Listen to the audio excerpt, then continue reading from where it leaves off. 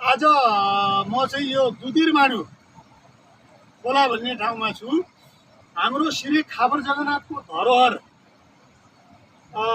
खप्तर छन्ना गाउँपालिका वडा नम्बर 6 स्थित आटा देउलमा रहेको श्री खाबर जगन्नाथको धरोहर पुनर्निर्माणमा चाहिँ हामी जुटिरहेका छौँ। अहिले त्यो खाबर जगन्नाथको धरोहरदेखि अथवा खापर माडुदेखि यो दुधिर देवताको खोला हो। यो दुधिर खोला भन्छ। दुधिरमाडु यो खोला तपाईँको कम्तीमा 3 किलोमिटर जति होला।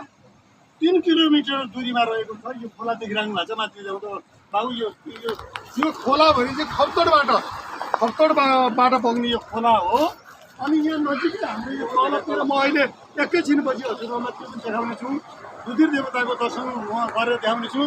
दुधिर देवता खाबर जगन्नाथको पहिलो दूतका रूपमा अथवा पहिलो ढोकेको रूपमा चाहिँ दुधिर देवता हो।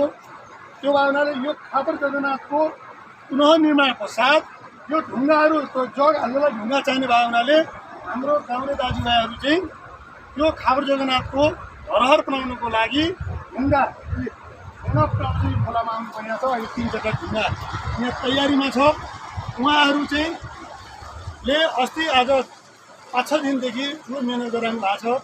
हामी चाहिँ श्री खाबर जगन्नाथको धरोहर बनाउनुको लागि हाम्रो पनि अलिकति योगदान जाओस् भन्ने हेतुले स्वच्छ भावले जो लागिरहनु भएको छ। उहाँ मेरो गाउँले दाजु, उहाँलाई धेरै धेरै धन्यवाद मैले नमन गरेँ। यसरी आफ्नो ठाउँबाट खाबर जगन्नाथका भक्तजनहरू, खाबर जगन्नाथको परिवारहरू सबै ठाउँबाट जुट्नुहुनेछ। हजुरहरूलाई विनम्र अनुरोध गर्दैछु।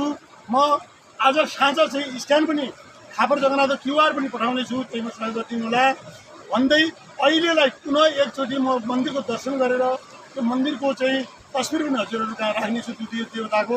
अनि अहिले छुट्टिन्छु। पुनः भेट गर्ने तरिकाले हजुरहरू मलाई छुट्टिने समय दिनु भएकोमा मलाई धेरै धेरै धन्यवाद। नमस्ते। ल।